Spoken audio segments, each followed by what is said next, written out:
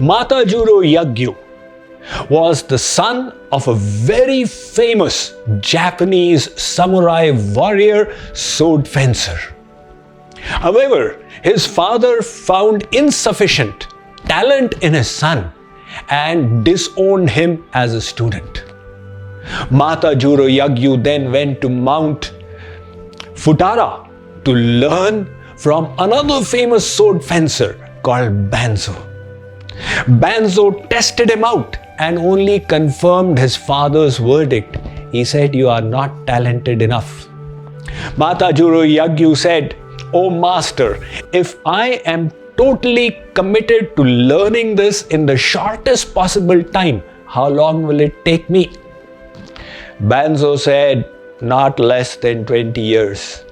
But master, I promise I will completely apply myself to ensure that I can do it more quickly. How long will it take then?" Banzo said, "Definitely not less than 40 years. But master, I will not even sleep at night and ensure I learn in the shortest possible time." Banzo said, "In that case, it will take you 60 years. But why is it each time you keep on increasing the time span?"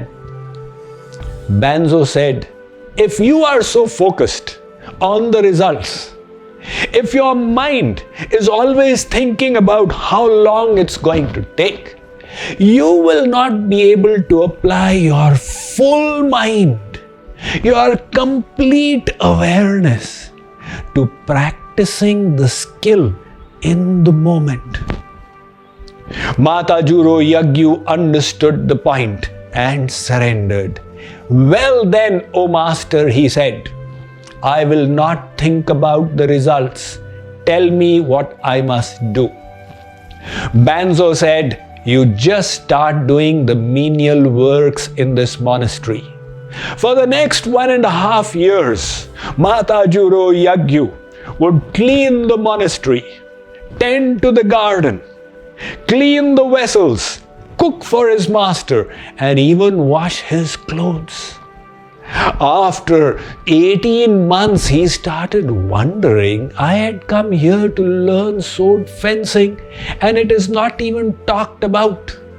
When one day Banzo leapt up from behind him and whacked him with a stick. "Ah!" screamed Matajuro, "what was that?" Banzo said, "Be prepared now. At any moment I will come from any side and whack you. Remain alert."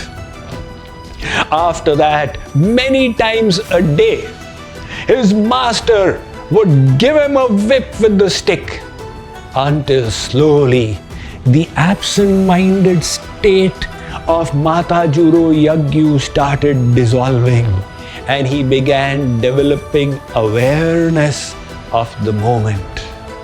He became better and even better at it, until he could perceive the slightest movement, the slightest fall of the footstep, or even the stick as it whizzed through the air.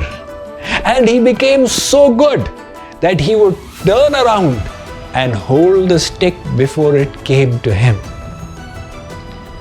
Finally, Master Banzo said, "You have been a good student." He then started teaching him subsequent moves. And at the end of it, Matajuro Yagyu became one of the most famous sword fencers in Japan. What he had learned in that 18-month period was the ability to release tension and anxiety for the future, lamentations for the past, attachments to outcomes, and rather learn to focus on the beauty of every movement. And thereby he was completely aware and present in the moment. That became the bedrock of his sword fencing ability. Lord Krishna has mentioned this and much more when he has explained the science of work to Arjun. You have all heard karmanyevadhikaraste ma phaleshu kadachana ma karma phala heturbhur ma te sangostva karmani. In my recently published commentary, Bhagavad Gita, the Song of God, I explain the science of work. The first point is, do your duty, but do not concern yourself with results. Focus on doing your best and leave to God all the rest. Second point, the fruits of your actions are not for your enjoyment. You are working for a higher purpose. Third, give up the pride of doership even while working. The energy is coming from God. I am a mere instrument in His hands. And fourth, do not be attached to inaction. This I was reading to you from the commentary of verse 47 of chapter 2 of Bhagavad Gita, the Song of God.